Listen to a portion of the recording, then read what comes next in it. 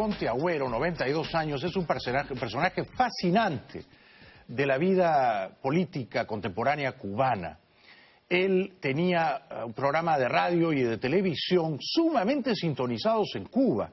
Cuando los barbudos castristas capturaron el poder y el año 60 Fidel Castro ordenó que lo fusilaran.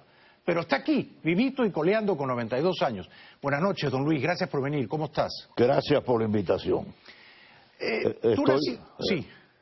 No, estoy bien, vital, vigoroso, un poquito vanidoso, pero... Tienes 92 cumplidos ya, ¿no? Ya, sí. Lo cumplí el 6 de julio. Naciste el 24. 1924. ¿Y qué hiciste tú cuando Batista en los 50 era dictador cubano? ¿A qué te dedicabas? A enfrentarme a él, a pesar de que mi hermano Andrés Rivero Agüero, mi medio hermano, fue el candidato a la presidencia elegido por Batista y ganó las elecciones.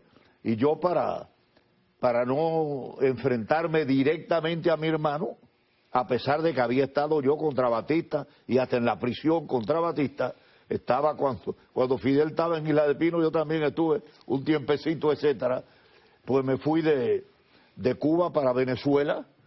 Pero ¿qué año te fuiste de Cuba para Venezuela? En el 50 y pico, cuando las elecciones. No aterrizo tanto en las fechas ahora. Claro, claro. ¿Y cómo te opusiste a Batista? ¿Hacías ya periodismo? No, en radio, periódico, la revista Bohemia. Yo era realmente un látigo. Tanto que Fidel Castro, perdóname la vanidad, pues, Eduardo Chivá me había llamado la voz más alta de Oriente, y Fidel Castro escribió, y esa carta manuscrita la tiene en la Universidad de Miami, allí se puede ver, no directamente, pero te exhibe en la película.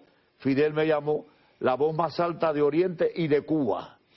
Fidel, y porque yo lo apoyé totalmente. Fidel fue candidato a representante a la Cámara, él ha ocultado completamente esa parte de su vida. Él fue candidato por el Partido del Pueblo Cubano y la provincia de La Habana a representante a la Cámara, y yo era por Oriente. ¿Y no ganó? No, porque vino el golpe de Estado de Fulgencio Batista impidió el proceso electoral. Cuando Fidel captura el poder, tú eras un periodista muy influyente en Cuba. Ya yo había salido de mi exilio en Venezuela por determinadas razones, para Uruguay y finalmente para Argentina. Entonces Fidel mandó un avión para que regresáramos desde Buenos Aires a La Habana. Y el avión se dividió en dos partes. En la parte delantera venía el padre del Che y la madre del Che y yo.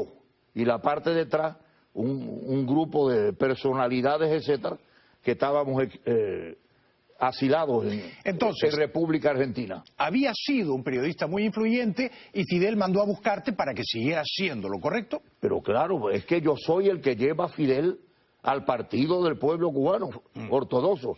Fidel estaba más a la derecha que yo entonces, presumía con la cosa de los curas y eso, de que era de primo de Rivera y la misma cosa de la historia me absolverá. Recuérdate que es de Hitler, la diosa de la historia me absolverá.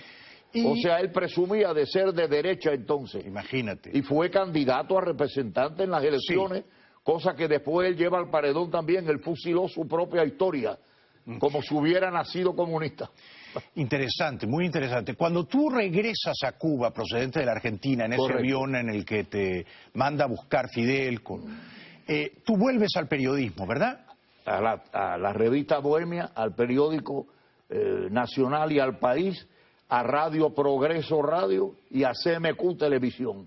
¿Y en qué momento empiezas a decepcionarte de él y a criticarlo? Cuando el presidente Manuel Urrutia denuncia al comunismo, en mi programa de televisión, el presidente va a mi programa de televisión, respetando el rating que teníamos, y después el presidente Urrutia me invitó a que fuera a su programa, a que yo fuera a Palacio.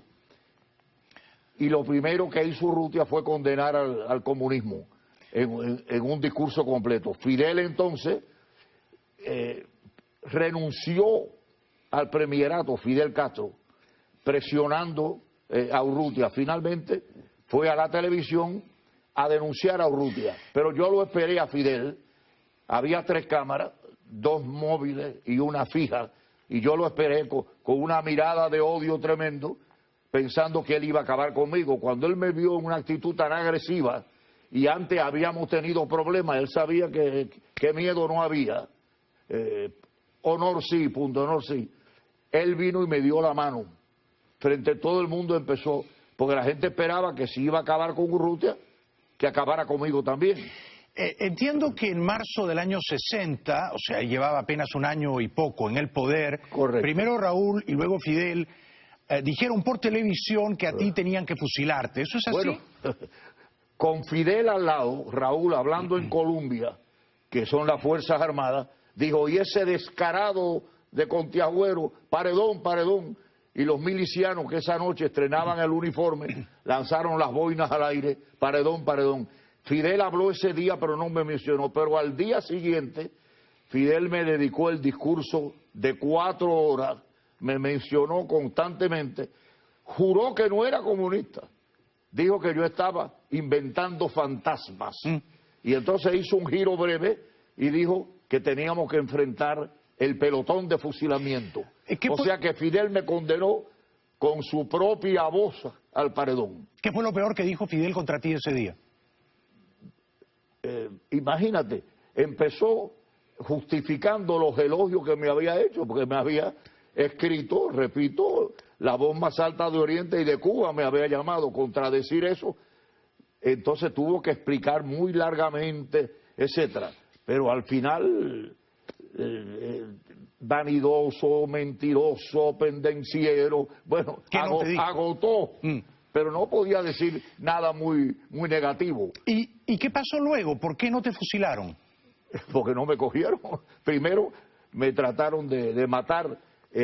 Manolo Piñeiro Barbarroja fue el encargado de dirigir en CMQ.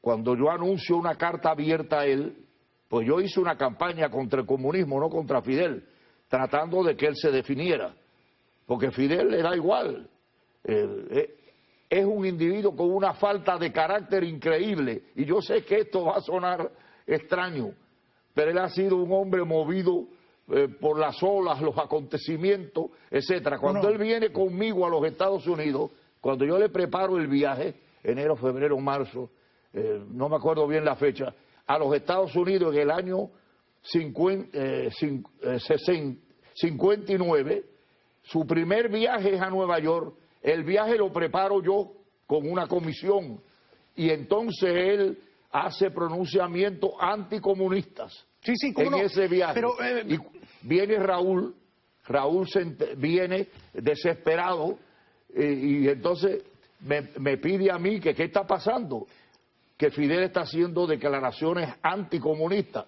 Y le digo, no, que Fidel es humanista y estamos contra el comunismo. Le dije yo a Raúl Castro. Sí, eso ha quedado claro, ¿no? El año 59 nadie sabía que Fidel sería luego comunista, eso está claro. Pero te pido que nos ayudes a entender por qué, si Raúl Castro en marzo del año 60 dice paredón, paredón, fusilamiento a Contiagüero, al día siguiente, discurso de 4 horas, Fidel Castro dice hay que fusilarlo, quizá mucha gente ¿Por qué me escapo? Claro, ¿de qué manera te escapaste y por qué no te atraparon? Bueno, primero porque él no me podía condenar oficialmente de esa manera, o sea, tan total, era muy difícil. Yo era una figura, ya te digo, con un rating histórico. Es que él iba al programa mío, fíjate, a hacer declaraciones y anunciar las leyes. Él iba al programa mío en CMQ varias veces. ¿Pero qué pasó al día siguiente? ¿Qué pasó al día siguiente? ¿Siguió el programa? Escucha, no, hombre, no, ya en ese momento ya yo no tengo el programa. Cuando ellos tratan de matarme físicamente... ¿Qué pasa al día siguiente? Yo me tuve que esconder. Totalmente. ¿Dónde te escondiste? En casa, fíjate, de Natacha Milla, una persona adorable, etcétera, cuyo padre, Julio Antonio Mella, fue un líder comunista en Cuba, pero ella y su madre eran muy anticomunistas. Y en la casa de ella fue que me pude refugiar. ¿Y cuánto tiempo estuviste en la clandestinidad, escondido? No, días nada más, etcétera. Después me metí en la embajada argentina. En la embajada de Brasil no me quisieron admitir porque estaba allí Jânio Quadros, el presidente de Brasil, estaba visitando, y en la embajada de Brasil, que era la que yo me había inclinado, no me dio el refugio. La embajada de Argentina sí. Y allí fue una carta, fíjate, uno de mis libros, yo le mando a Arturo Frondizi, el presidente de Argentina, uno de mis libros. Arturo Frondizi contesta con un agradecimiento cariñoso, y entonces el embajador Julio Amoedo le hace creer al canciller cubano que la carta de Frondizi era interesándose por mi vida. Y fue que la carta de Frondizi vino en barco y se demoró. Era agradeciendo, te repito, un libro mío. Pero el embajador pudo decir que era que Frondizi estaba angustiado por mi vida, porque yo era muy querido en Argentina. Tenemos que ir a la publicidad, luego seguiremos gozando de tu visita y de tu compañía, Luis. Gracias por estar aquí. Regresamos con Conte Agüero en 2 minutos. Bueno. Bienvenidos de vuelta al programa. Aquí está con ustedes el legendario Luis Conte Agüero, 92 años y una memoria increíble de fantástica, se acuerda de todo. Don Luis, ¿qué sentiste el pasado viernes 5 de noviembre cuando se anunció la muerte de Fidel Castro? ¿Qué sentiste?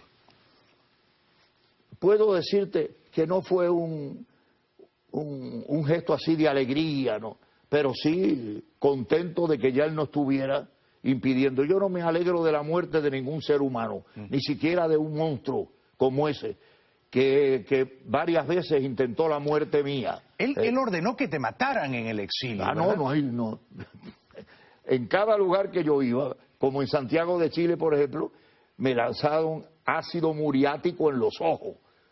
Yo no puedo manejar de noche realmente, me atrevo a cosas, pero son osadías. ¿Afectó mucho tu visión ese atentado? Completamente, de noche no me atrevo, nada más que ir a los lugares que ya conozco por tentación, claro, por tacto. Pues gracias por haber venido esta noche aquí y qué bueno que pudiste sortear y sobrevivir tantos atentados.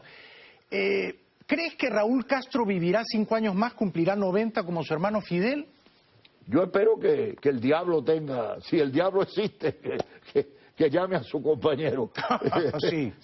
Yo no creo, en realidad yo creo en la existencia de Dios total. Yeah. Yo en la existencia del diablo y del infierno no creo. Pero yo creo que Raúl Castro es peor que Fidel todavía. Porque Fidel tiene la excusa de su propia estatura, de su elocuencia, de su cosa, y el otro ha sido un heredero menor de un castigo mayor, de un totalitarismo salvaje. ¿Es verdad que más gente mató a Raúl que Fidel con sus propias manos? No, yo creo que no. O sea, ejecución física, ninguno de los dos lo hizo. Las órdenes, la primera orden de Raúl son 72, que son en Santiago de Cuba. Y a mí me dijo Fidel, hace mucho tiempo, no ahora, voy a nombrar a Raúl mi segundo. Y digo yo, ¿y por qué? Y dice, porque a él le temen más que a mí, en aquella etapa inicial. Pero en el crimen, los dos son asesinos, los dos están parejos.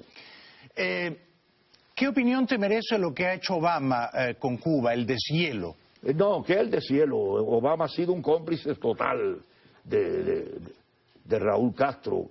No ha pedido nada, lo ha dado todo. ¿Te ha alegrado el triunfo de Trump? Yo contribuí al triunfo de Trump. Yo tengo una biografía de Ronald Reagan. Escribí primero un volumen y después escribí un segundo volumen autorizado por Reagan. La he visto, y era tu amigo. He visto muchas fotos de Reagan contigo. Yo tenía el honor, el orgullo de ser amigo del mejor presidente en la historia de los Estados Unidos de América, que es Ronald Reagan. Pero el prólogo está dedicado a Trump, no como candidato, porque eso le hubiera quitado mensaje y majestad histórica al libro. Pero sí está ahí Trump como el prólogo del libro de Reagan. Entonces de Ronald a Donald. A Donald. ¿Qué debería hacer Donald Trump con Cuba? Si te pidiera un consejo, ¿qué le dirías?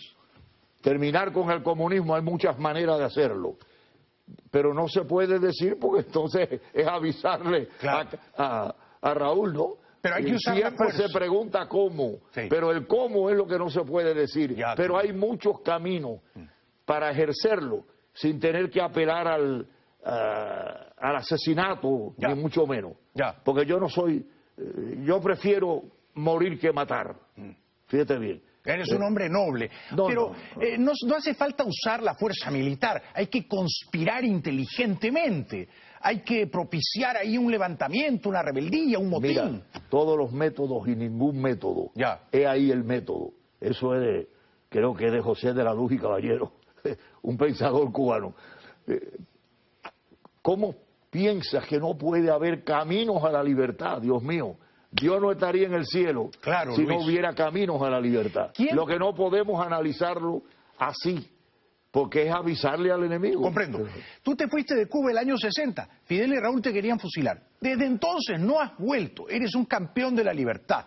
¿Crees que volverás a Cuba cuando sea libre? Bueno, yo no me he ido de Cuba, yo no soy un desterrado, yo soy un transterrado, porque en mis sueños procuro soñar con Santiago, con el cobre, con La Habana, etcétera, aunque muchas veces aterrizo en Perú o en Bolivia, Argentina, o en Venezuela, etcétera. Pero en realidad yo soy, te repito, transterrado. Yo estoy viviendo en otro pedazo de mi propia tierra. Tú ya eres eterno, Contriagüero, ya eres eterno. Ahora, te pregunto esto. ¿Quién de todos los líderes opositores, allá y acá, que tiene la dictadura cubana, quién te merece a ti el más grande respeto y admiración? ¿Quién te gustaría que fuera el primer presidente de Cuba democrática? Eso sería dañar, si yo lo contestara, el propósito de libertad. Porque en definitiva el liderato se va cociendo, se va cocinando por la creación de los hechos, por el vigor, por la pasión. Hay mucha decencia, hay mucha gente noble. Yo no veo ningún sinvergüenza. Muchas veces uno trata de descalificar al otro. Yo creo que no, que muchos de ellos califican para hacerlo. Pero si escogemos a uno, obstruimos. Comprendo. Cuando cayó Trujillo... claro, yo no sería nunca a los 92 años. No, claro, comprendo. No, yo no estoy en eso. Pero solo asesorando. Sí. Eso sí. Sí, claro. Te decía, cuando mataron a Trujillo el año 61, aparece la figura de Balaguer. Balaguer había sido trujillista, era el presidente fantoche. Pero Balaguer empieza a desmontar toda la dictadura y da pasos concretos a la democracia. ¿Habrá un Balaguer agazapado en la dictadura comunista cubana? No lo veo. No, yo creo que va a surgir. Déjame decirte que yo fui asesor de Joaquín Balaguer. Totalmente, asesor personal de Joaquín Balaguer. Era un gran político, ¿no? No, un hombre eminente. Un estadista. Un ciego con una visión interior excepcional. Excepcional, qué bien dicho. Excepcional. Así que... no hay un Balaguer en Cuba de momento.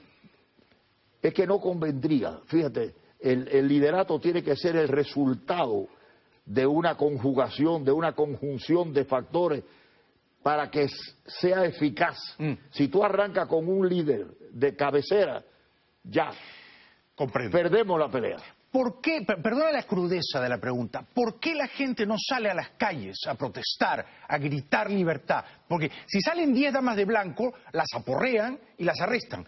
Pero si salieran 100.000 personas, ya es otra cosa. Son 56 años, son más de medio siglo acumulando órdenes, paredón. O sea, el carácter cubano también fue llevado al paredón, fue fusilado. Hay mucho miedo, ¿no? No, pero eso no hay duda. Fíjate que los mismos que vienen no se atreven a hablar, incluso con Castro muerto, con Fidel muerto, llegan y tú le preguntas, ¿y Cuba? No me preguntas. Está el alma fusilada, pero eso no quiere decir que esté fusilada la esperanza. La esperanza es la sublimación del esperar, pero podemos hacerlo, y con talentos como el tuyo, contribuciones como el tuyo, en fin, no podemos renunciar a la victoria. Me has educado mucho esta noche, querido Conte Agüero. Ha sido un gran placer conversar contigo. Te ruego que vuelvas pronto para reanudar esta charla. Cuando me invites. Sí, señor. Así que la bola está en tu campo. Gracias.